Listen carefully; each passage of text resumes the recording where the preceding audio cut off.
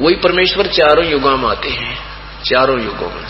सतयुग में वो सत्सुकृत नाम होता है परमेश्वर का, और ऐसे ही कुछ समय हजार, जैसे सतयुग में लंबा समय था, उसमें हजारों लाखों वर्ष भी परमात्मा रहे हैं।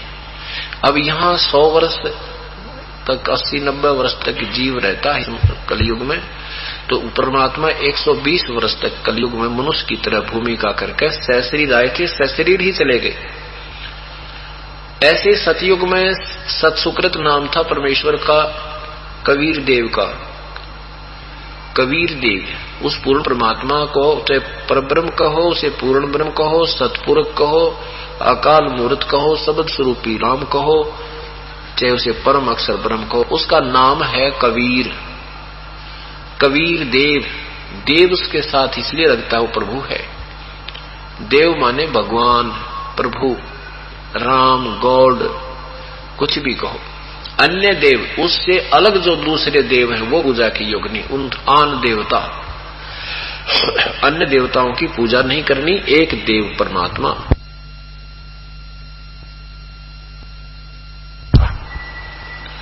वही पूर्ण ब्रह्म देव कबीर देव पूजा के योग्य है, उसी के विषय में जानकारी दी जाती है। सतयुग में सतुकृत नाम था उस कबीर देव का, जो यहाँ कुछ समय संसार में रहे, अपनी साधारण भाषा में भगवान की अपनी अपनी आत्म कथा आप ही बता कर गई। त्रेता युग में उसी परमात्मा का नाम मुनींद्र था, कबीर देव का नाम मुनींद्र था, और मुनींद्र नाम से उन्होंने काफी समय तक यहाँ लीला की, अपना ऐसी वाणी रची जैसे अब रच कर गए थे। अपनी भगवान वाले जो गुण होते हैं वो प्रगट दिखाए थे उन्होंने। और द्वापर युग में वो परमात्मा कबीर देव करुणामय नाम से आए थे, जो सुपथ सुदर्शन, जिन्होंने पांडवों की यज्ञ में, अश्वमेघ यज्ञ में शंख बजाया था, वो भी कबीर साहब के शिष्य थे। करुणामय नाम से वो कबीर देव आए हुए थे। और कलयुग में परमात्मा ने अपने वास्तविक नाम से ही आना होता है, क्योंकि इस युग में सभी प्राणियों का मोक्ष संभव है। जो इस तत्व ज्ञान से परिचित हो जाएंगे, तन मन धन से आश्रित हो जाएंगे, सत भक्ति करेंगे, इस युग में सभी पार हो जाएंगे।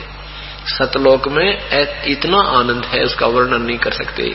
वहां भी ऐसे ही मनुष्य जीवन है, मनुष्य जैसा शरीर है, बड़ा सुंदर शरीर है, राग द्वेष, उसमें राग द्वेष नहीं है, वहां पर कोई कष्ट नहीं है, टांग नहीं कटे, आंख नहीं दुख बनवानी, ना जाड़ पड़वानी, ना गोडे दुख है, ना वर्दो है, कोई भी तक कष्ट नहीं, उसको सुख सागर कहते हैं। यहाँ तो एक एक मिनट में ना जाने के चिंता जीव को खाती रहती है, वहां कोई चिंता नहीं, सब आनंद ही आनंद, आनंद ही आनंद आता है। शंखों लहर मेर की उपज कहर नहीं जा कोई, दास गरीब अचल अविनाशी सुख का सागर सोई। शंखों लहर मेर की उपज कहर नहीं जा कोई, दास गरीब वो सुख का सागर है, अचल अविनाशी सुख का सागर सोई। अचल माने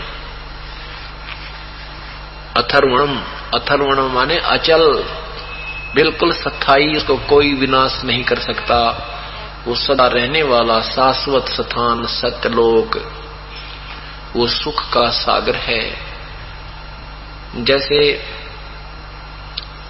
कभी कभी अपने आप मन में एक ऐसी आत्मा में हिलोर उठती है, कोई बुरा नजर नहीं आता, किसी के तरफ प्रति बिल्कुल द्वेष नहीं रहता, और सब अपने से लगते हैं, प्यारे प्यारे लगते हैं। जो दुश्मन भी होता है उसके प्रति भी वो विरोध नहीं होता, मन में कोई किसी प्रकार का दोष नहीं आता।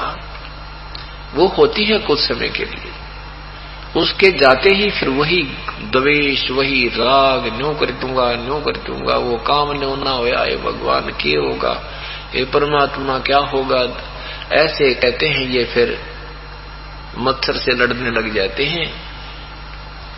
और वहां पर वो जो लहर आई थी ना, हिलोर एक उठी थी, कहते ऐसी शंखों लहर मेर की उपजे, वह मेहर की लहर थी, सब पर दया भाव बन गया था। शंखों लहर मेर की उपजे कहर नहीं जा कोई, दास गरीब अचल अविनाशी सुखा सागर सोई। अब यहाँ भी बहुत राहत हमें मिल रही है परमात्मा के चरणों में आने के बाद।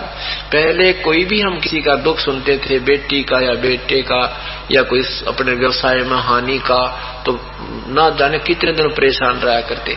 और परमात्मा के चरणों में आने के बाद वो परेशानी थोड़ी सी देर रहती है, फिर छू मंत्र कर दे भगवान, आने नहीं देता, हृदय पर वजन नहीं बनने देता इतना जितना पहले बना रहा करता है बेमतलब का।